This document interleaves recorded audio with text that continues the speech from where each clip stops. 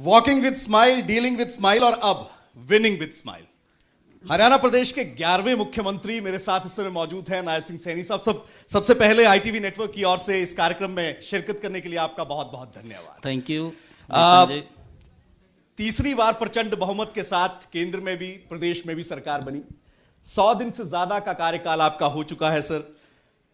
कैसा रहा सफर 100 दिन का? क्योंकि तमाम उम्मीदें जनता की, जो पहला टर्म था आपका उसमें समय कम मिला, लेकिन अब जो 100 दिन पूरे किए गए हैं, किस तरीके से नायब सरकार आगे बढ़ रही है? विपिन जी, देखिए, सरकार 3 गुना गति से काम कर रही है जी। हमने ये कहा भी था। देश के यशस्वी प्रधानमंत्री मोदी जी जब बीमा सखी कार्यक्रम में हरियाणा में आए थे जी, उन्होंने तब भी इस बात का जिक्र किया था कि ये सरकार 3 गुना गति से काम करेगी जी, और आदरणीय मोदी जी के नेतृत्व में हम गति से काम कर रहे हैं जी। हमने अपने संकल्प पत्र में 240 संकल्प लिए हैं जी, और 240 संकल्प के अंदर हमने 18 संकल्पों को पूरा किया है। जी, 6 संकल्प हमारे पाइपलाइन में हैं, जी, जल्दी ही पूरे होने वाले हैं। जी, 50 संकल्प ऐसे हैं इस बीच में जो हमारी इकोनॉमिक और प्रशासनिक जी, मंजूरी के लिए वो लाइन में हैं। जी, जल्दी ही, क्योंकि हम अपने संकल्प पत्र के ऊपर भी एक गति से काम कर रहे हैं। जी।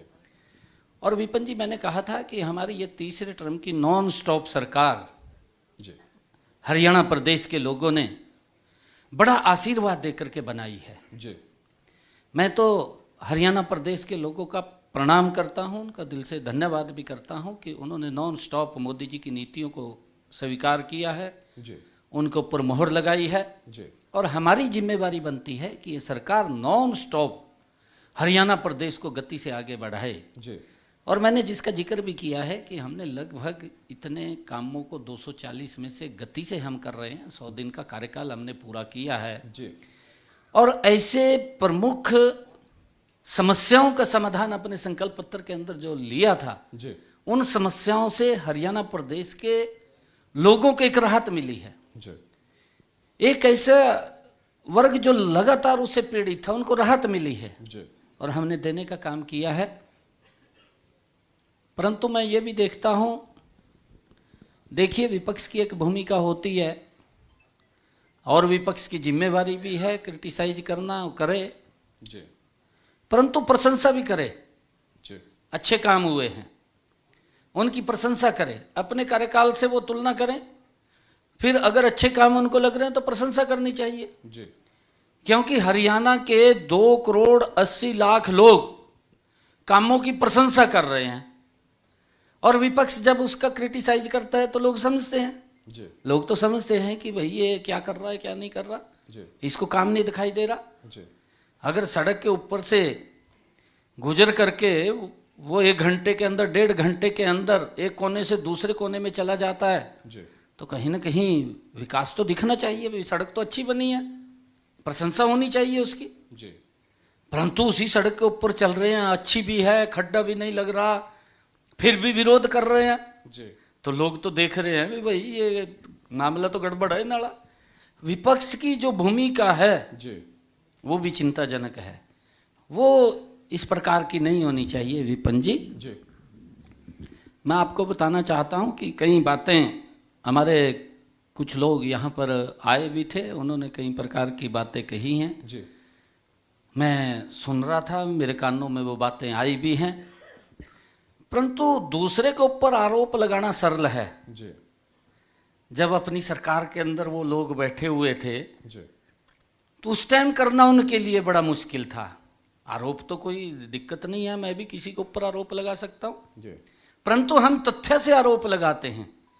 हमारे कार्य में ये फर्क है कि अगर हम किसी के बारे में बोलते हैं, जी, हमारे पास तथ्य होते हैं, हम तथ्य के आधार के ऊपर बोलते हैं, परंतु वो तो तथ्य भी नहीं देखते, जी, वो तो बोलेंगे झूठ और चले जाएंगे और इस प्रकार का झूठ बोल देंगे। अभी विपिन जी, दिल्ली में चुनाव थे, मैं हैरान था इस बात से जी, कि एक जिम्मेवार व्यक्ति इतना बड़ा झूठ कैसे बोल सकता है? उसको शर्म नहीं आती बोलते हुए? जी भी मैं क्या बोलने लग रहा हूँ, सोचना चाहिए बोलने से पहले। जी इतना बड़ा झूठ बोल दिया। और वो कोई बड़ा अगर नेता इस प्रकार की बात करता है, पब्लिक कहीं ना कहीं उसके साथ कनेक्ट होती है, जुड़ी होती है, जी और पब्लिक विश्वास करती है। जी इतना बड़ा झूठ बोल दिया कि पानी में जहर मिला दिया, जी और ये तो मैंने देख लिया, नहीं तो वहां सोनोजाइड हो जाता। अरे ये क्या मतलब है? कोई मतलब है इसका? क्या लोगों को आप क्या समझ रहे हैं? लोग पानी पीना छोड़ देंगे? अगर इतना बड़ा एक व्यक्ति ये बात बोलता है कि लाखों की संख्या में लोग मारे जाते, जी लोग पानी पीना बंद कर देंगे? पानी हमारे जीवन के साथ जुड़ा हुआ है, और अगर मैं पानी नहीं पीऊंगा तो जीवन समाप्त हो जाएगा। जी इस प्रकार का झूठ, अपनी कमी को छिपाने के लिए आरोप लगाना दुर्भाग्यपूर्ण है। इस प्रकार की बातें करना, मैं आपको विपिन जी बताना चाहता हूं, क्योंकि जी मैं ये भी सुन रहा था कि सरकार ने कोई काम नहीं किया, जी इस प्रकार की बातें बोली गई। देखिए, बोलना एक अच्छी बात है, परंतु सुनना भी तो अच्छी बात है। जी हमने आपकी बात को सुना है, आपने कहा कि 100 दिन में कुछ नहीं हुआ। 100 दिन में क्या क्या हुआ तो हमारी तरफ से भी सुन लेना चाहिए। बिल्कुल। मैं तो काम बताऊंगा कि मैंने ये काम किए हैं। जी एक नेता है कि 500 रुपए का कहा, गैस का सिलेंडर की बात कही, और गैस का सिलेंडर नहीं दे रहा। जी मैं उनको ये कहना चाहूंगा कि मेरी 100 दिन की सरकार ने हरियाणा के अंदर, जी हमने जो बात अपने संकल्प पत्र के अंदर लिखी थी कि 8 तारीख के बाद बहनों की रसोई में जिनकी इनकम 1,80,000 रुपए से कम है, जी उनकी रसोई में 500 रुपए का गैस का सिलेंडर जाएगा। जी हम वेरीफाई कर रहे हैं, 13 लाख बहनों की रसोई के अंदर 500 रुपए का गैस का सिलेंडर पहुंच रहा है। अगर उनको दिखाई नहीं दे रहा है तो कम से कम ऑनलाइन डाटा है आजकल, तो जी ऑनलाइन डाटा देख करके वो बात कर सकते हैं। और मैंने अधिकारियों की अभी रिव्यू बैठक ली थी, मैंने कहा कि आप ग्रामीण क्षेत्र के अंदर भी लोगों को जागरूक करिए, क्योंकि मैंने ये बोला है कि आप गैस का सिलेंडर लेंगे, आपके 500 रुपए कटेंगे, ऊपर का पैसा हरियाणा सरकार आपके खाते में ट्रांसफर कर देगी। जी उनके खाते को आप वेरीफाई कराइए, और वेरीफाई करा करके किसी के नाम में गलती है, बैंक में कोई दिक्कत है, आप जा करके कराइए। हम लगातार इसकी संख्या बढ़ रही है। बेरोजगारी को लेकर भी कहा गया, रोजगार को लेकर भी कहा गया। अभी विपक्ष के कई नेता यहाँ पर मौजूद थे, आपने पहली कलम के साथ रोजगार देने की बात कही थी। विपक्ष ये कह रहा है कि रोजगार दिया ही नहीं गया। विपिन जी, यही तो दुर्भाग्यपूर्ण है। जी विपक्ष के इस प्रकार के झूठे आरोप, मनगढ़ंत आरोप, जो मन में आ जाए वो बोल देना, जी ये विपक्ष के लिए दुर्भाग्यपूर्ण है। जी और यही कारण है दिल्ली के अंदर कांग्रेस पार्टी तीसरे टर्म में भी 0 पे चली गई। ये भी इतिहास में पहली बार हुआ होगा। जी खाता नहीं खोल पाए, 3 टर्म के अंदर लगातार 0 पे आउट हो रहे हैं। जी हरियाणा के अंदर भी यही स्थिति बनने वाली है जी 2029। ये 5, 8, 48 का गणित सर क्या है? क्या एस्ट्रोलॉजी में मानते हैं आप, ज्योतिष में मानते हैं? क्योंकि हरियाणा की भी 5 तारीख को वोटिंग हुई, 8 को नतीजे आए, 48 का आंकड़े के साथ आप बहुमत में गए। दिल्ली में 5 को वोटिंग हुई, 8 को नतीजे आए, 48 पे आप गए। देखिए विपिन जी, ये संयोग है। जी दिल्ली हमारा परिवार है, जी दिल्ली के लोग हमारा आना जाना है, जी हमारे शादी में, दुख में, सुख में शरीक करते हैं। जी मैं दिल्ली के लोगों का धन्यवाद करूंगा कि उन्होंने उसी बात के ऊपर मुहर लगाई जो हरियाणा के लोगों ने लगाई है। जी मैं दिल से धन्यवाद करता हूं उनका। और एक ऐसी सरकार को विदा किया है जो सरकार झूठ के बल के ऊपर चल रही थी, जी जो सरकार गरीबों को सजबाग दिखाती थी, जी करते कुछ नहीं थे। जी क्योंकि सुविधा गरीब को देने की बात करते थे, अपने घर में खड़ी कर लेते थे। जी इस प्रकार का तंत्र था। लोगों ने समझा, परखा, जांचा, और उन्होंने कहा कि ये तो हमारे साथ बड़ा अन्याय कर रहा है, जी और उसको बाहर करने का काम वहां के लोगों ने किया है। और जिन सुविधाओं से वो वंचित रहे लंबे समय से, 10 वर्षों से। जी। मैं तो दिल्ली में गया, जब मैं दिल्ली के अंदर था तो मैं लोगों से पूछ रहा था, मैंने कहा कि आपको 5 लाख रुपए का आयुष्मान का लाभ मिलता है? एक भी व्यक्ति ने नहीं कहा होगा नहीं हमें तो नहीं मिलता। जी। मैं कहा आपकी बाउंड्री के साथ हमारी बाउंड्री लग रही है, हमारे हरियाणा में मिलता है? कहाँ मिलता है। जी। मैं कहा फिर यहाँ क्यों नहीं मिलता? मोदी जी ने योजना चलाई, और योजना ये चलाई विपिन जी कि गरीब परिवार को अगर कोई दिक्कत बीमारी आ जाती है, जी। बीमारी के कारण वो गरीबी रेखा के नीचे चला जाता था। जी। आज उसको अगर बीमारी आती है तो उसको चिंता नहीं है कि उसके इलाज के लिए पैसा कहां से आएगा। ये व्यवस्था डबल इंजन सरकार ने, नरेंद्र मोदी जी ने खड़ी की है, और उसका लाभ हरियाणा के अंदर मिल रहा है। उन लोगों को इस बात का मालूम था, दिल्ली के लोग उससे वंचित थे। हमने ये कहा कि 8 तारीख के बाद दिल्ली की भारतीय जनता पार्टी की सरकार जब नरेंद्र मोदी जी के नेतृत्व में बनेगी, हम तो यहां 5 लाख दे रहे हैं, परंतु दिल्ली के लोगों को 10 लाख रुपए का लाभ देंगे, ये हमने कहा, और उसको अब मिलना शुरू हो जाएगा। चलो, कहते हैं उन योजनाओं से जुड़ जाएंगे वो लोग भी। वो कहते हैं कि हरियाणा वालों से भिड़ना चाहिए तो सोच समझ कर भिड़ना चाहिए, लेकिन यहां तो सीधे सीधे ये कहा दिया गया कि आपने खुद इस बात का जिक्र करा कि यमुना के पानी में जहर मिला दिया। आपने कहा कि यमुना हमारी माँ है, पूजा करते हैं हम। आप गए वहां पर, मैं पानी गया पिया, मैं और पूजा की पूरा का पहले। पूरा दिल्ली चुनाव, हरियाणा वर्सेस दिल्ली, मतलब पूरा का पूरा नैरेटिव, पूरा का पूरा इलेक्शन चेंज हो गया। आप लगातार ताबड़तोड़ प्रचार करते रहे वहां पर सर। अब विपिन जी देखिए, क्योंकि वो झूठ की दुकान चल रही थी, जी। और इस प्रकार का सार्फ झूठ बोलने का अगर कोई काम कर सकता है तो केजरीवाल कर सकता है। जी। और उस व्यक्ति ने, मैंने कहा कि इतना बड़ा झूठ बोल दिया। जी। लोग पानी पीना बंद कर दें, मुझे यमुना के पास जाना पड़ा। उस यमुना को हम माता का रूप मानते हैं, जी। जो हमें जल देती है, हमें जीवन देती है। मैंने वहां जाकर के प्रणाम किया, जी। उसके बाद आचमन किया। जी। वो उसको भी किस प्रकार से प्रेजेंट करने की कोशिश की कि उसने तो यमुना में ही पानी को गिरा दिया, और किस प्रकार का उसका लाभ लेने की कोशिश उसने की केजरीवाल ने। परंतु लोगों ने देखा, मैं तो धन्यवाद करूंगा आप सबका, हमारे चैनल के सब भाई वहां पर थे, मौजूद थे जब मैं वहां पर गया जहां से हरियाणा दिल्ली को पानी देता है। और मैंने वहां जाकर के पानी का आचमन किया, पहले पूजा की फिर आचमन किया। जी। और उसके बाद मैं फिर जब वो अपने पूरे मंत्रिमंडल के साथ यमुना पे जाकर के बैठा, जी। कि मैंने ये 4 बोतलें पानी की, एक तो माननीय अमित शाह जी के पास भेजने का काम किया है। जी। ये गंदा पानी दिल्ली के लोग, हरियाणा दे रहा है जहरीला पानी। जी। और एक मुख्यमंत्री हरियाणा को बोतल भेजूंगा। और उसने कहा कि एक बोतल में वहां के प्रदेश अध्यक्ष हमारे सचदेव है दिल्ली के, उनको भी दिखाऊंगा। जी। और एक बोतल वो कहने लगा कि चुनाव आयोग को भेजूंगा। भाई 10 सालों से वहां के हमारे अध्यक्ष जो विजेंद्र सचदेवा जी हैं, जी। वो तो भुगत रहे हैं, 10 साल से गंदा पानी पी रहे हैं। उसको क्या भेजेगा तू? उसको भेजेगा कैसे? जी। तो मुझे वहां से 2 बोतलें में, जहां से हम पानी देते हैं, मैंने लोगों को भी दिखाया, वहां से एक बोतल में पानी लेकर के आया मैं।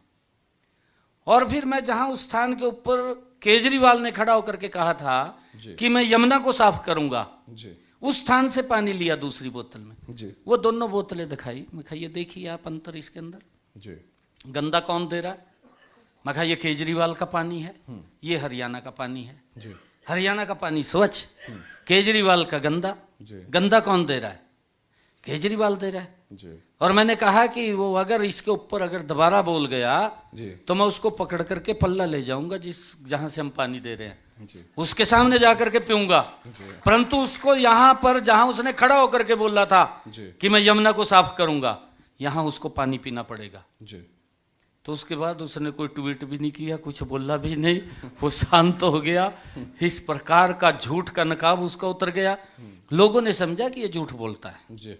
और झूठ बोल करके ये अपने लाभ के लिए काम करता है। इसको दिल्ली प्रदेश से कोई मतलब नहीं है, उसका वो नकाब उतरा है और लोगों ने उसको बाहर का रास्ता दिखाने का काम किया। हरियाणा विधानसभा चुनाव से पहले हमारा जो राष्ट्रीय मिठाई है जलेबी बहुत प्रसिद्ध हुई सर, बटी भी बहुत बहुमत हासिल करने के बाद।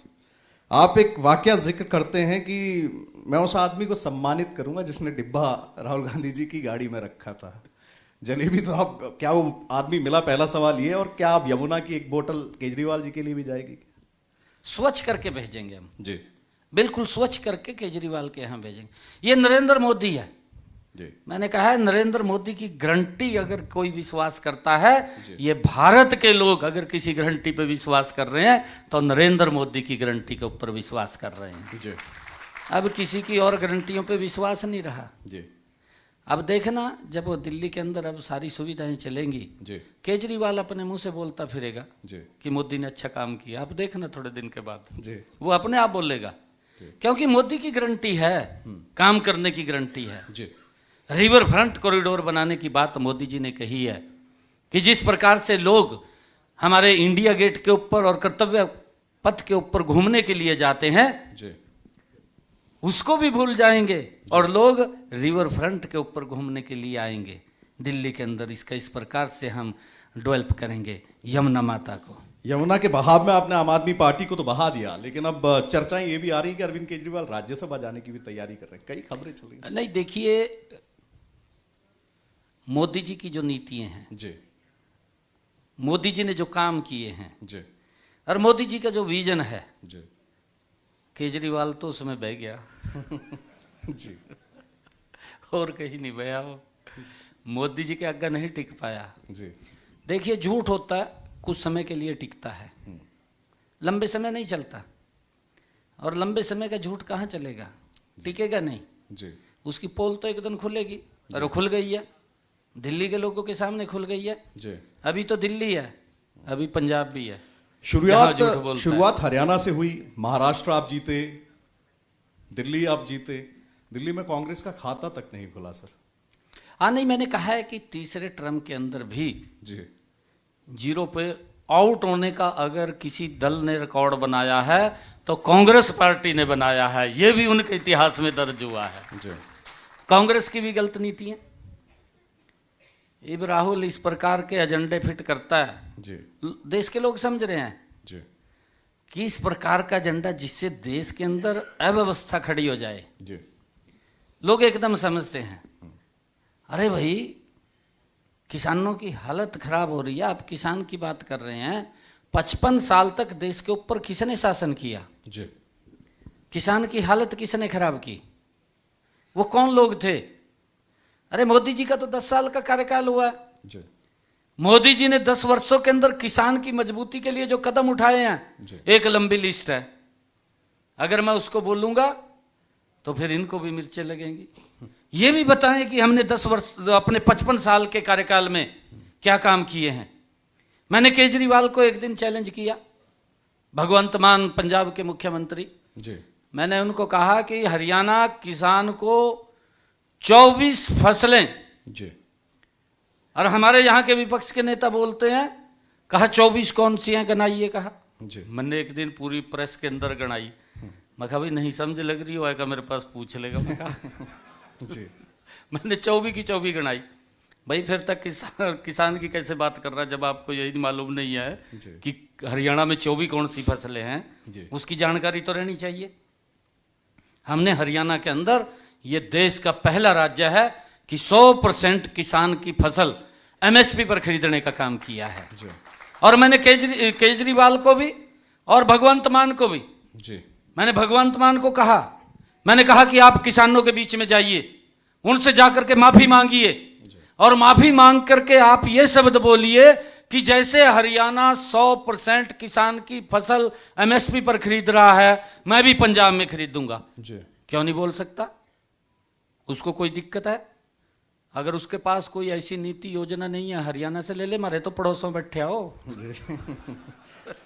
ले लेनी चाहिए ना, यहां से ले लेनी चाहिए। वापिस हरियाणा पे आऊंगा सर। 100 दिन सरकार ने पूरे किए हैं।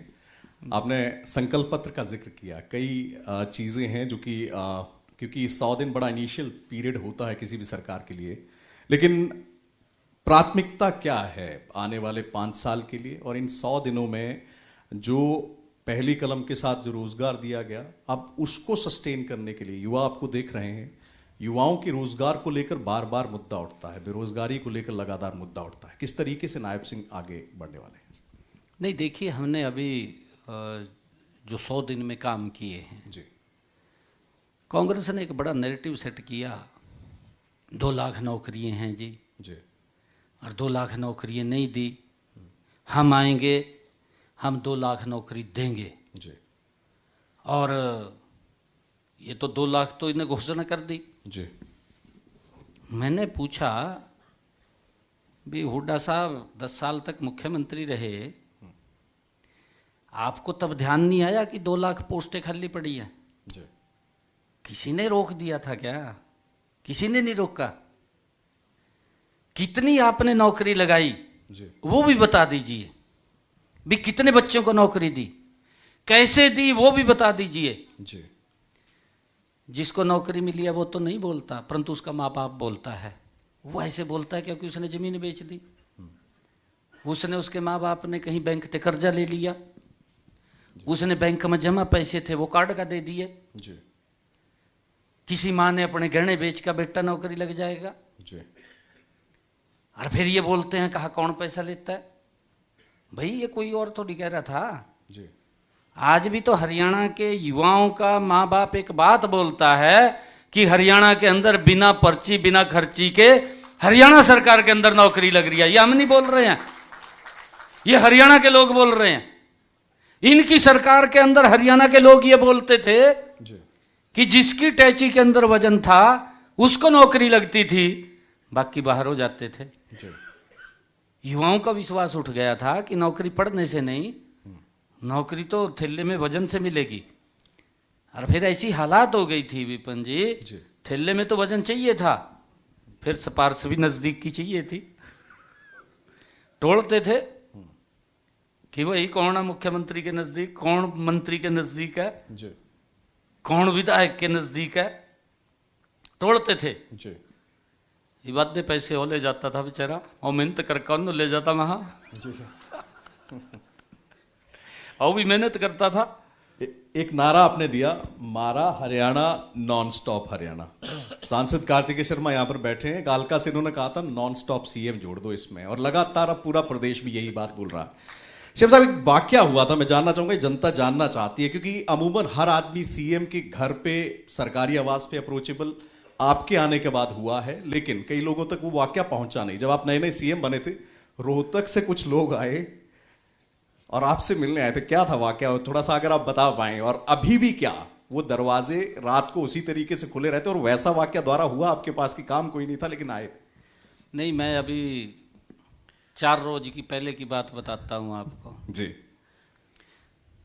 4 रोज पहले मेरे को स्टाफ ने कहा कि 4-5 लोग आए हैं जी, मिलने के लिए। जी, तो मैं मिलने चला गया, मैं कहा चलिए, मैं कहा चाय चुए पिलाई, उनको कहा हाँ चाय पिला दी है। जी, तो मैं मिलने गया, जी, तो जब मैं मिलने गया तो मैंने पूछा कहाँ से आए, जी, वो कहने लगे जी मानेसर से आए, गुरुग्राम के आगे से।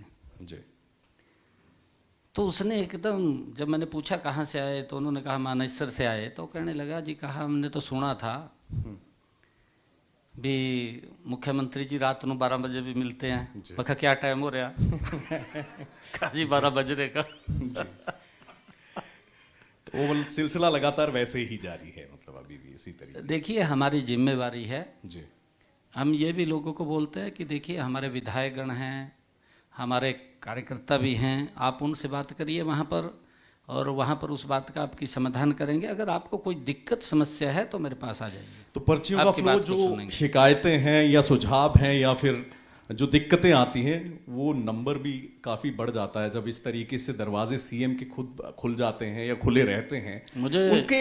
उनको रिड्रेसल कैसे किया जा रहा है, उसका मैकेनिज्म क्या बनाया गया? मुझे ये गर्व है आपको बताते हुए जी, कि इन 100 दिनों के अंदर जी, मुझे जो लोग मिलने के लिए आए, मैंने उसमें से 75,000 समस्याओं का समाधान वहां से सीएम हाउस से लोगों का हुआ। 75,000 जी आंकड़ा है मेरे पास पूरा, एक एक का, जी कौन व्यक्ति लेकर के आया, उसको राहत मिली है वहां से 75,000 लोगों को। जी हमने सीए विंडो पोर्टल भी चला रखा है जी और सीए विंडो के ऊपर भी उसको भी एक्टिव किया हुआ है। जी अगर किसी व्यक्ति को वहां घर पे बैठे हुए सीए विंडो के ऊपर अपनी एप्लीकेशन लगाएगा, उसके ऊपर भी 45,000 समस्याओं का समाधान जी हमने सीए विंडो के माध्यम से किया है। जी मैंने सभी डीसी, सभी एसपी, सभी अधिकारियों को जी ये आदेश दिए हैं कि हर रोज अपने ऑफिस के ऊपर 9 बजे से लेकर के 11 बजे तक 2 घंटे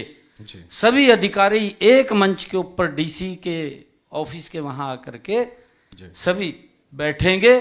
जी कोई भी समस्या किसी विभाग की लेकर के आएगा, जी उस समस्या को सुन करके उसका समाधान करेंगे। अगर किसी समस्या का समाधान आपके पास लेवल पे नहीं हो रहा, जी आप उसको हमें भेज देंगे। वो पॉलिसी मैटर है या उसका अन्य कोई कारण है, जी। उसको हम भी देखते हैं, वॉच करते हैं और वॉच करके उसका रास्ता निकालते हैं। जी कई बार होता है किसी का कोई लीगल मैटर है, जी नहीं हो सकता, उसको बताते हैं कि भाई आपका लीगल मैटर है या ऐसा नहीं होने वाला है, जी उसको भी बताते हैं। होने वाला है तो 1 घंटे में 2 घंटे में काम हो जाता है। जी ये भी है। लोग इस बात की प्रशंसा करते हैं कि जो समाधान शिविर आपने चालू किए हैं, जी ये समाधान शिविर लगते रहने चाहिए और ये बंद नहीं होने चाहिए। इससे भी आगे मैंने बढ़ करके ये बात कही है, अभी से वो शुरू हो जाएगा कि हमारे डीसी, एसपी और हम और भी इसको आगे बढ़ाएंगे। जी। सभी एक रात महीने में एक दिन एक गांव में रुकेंगे जाकर के, जी एक बड़ा ताकि नजदीक से लोगों की समस्याओं को समझें, जी नजदीक से लोगों की समस्याओं को जान करके उसका समाधान निकालें। जी अगर हमारा डीसी रात के समय किसी गांव के अंदर जाता है, जी वो खाली सोने के लिए नहीं जा रहा, जी उस गांव की स्वच्छता उसके साथ जुड़ी हुई है, उस गांव का स्कूल जुड़ा हुआ है, उस गांव के अंदर हेल्थ की समस्या जुड़ी हुई है, जी। उस गांव के अंदर एनिमल हस्बेंड्री की समस्या कोई जुड़ी हुई है, जी उस गांव के अंदर कोई गली की समस्या जुड़ी हुई है। जी जब मेरा डीसी वहां जाएगा, मेरा एसपी जाएगा, तो वो दुरुस्त हो जाएंगी जी और गति से होंगी। जी इसका लाभ मिलेगा। लाभ मिलेगा तो हमने कहा है कि आप उनकी समस्याओं को नजदीक से देख करके उसका समाधान खोजिए। एक और बड़ा संकल्प आपने लिया था महिलाओं, क्योंकि मैं दर्शक तमाम देख रहे हैं, उसमें ज्यादातर महिलाएं, आधी आबादी महिलाओं की। ये सवाल मैं जरूर लूंगा आपसे। महिलाओं के लिए एक बड़ी घोषणा की गई थी 2100 रुपए की।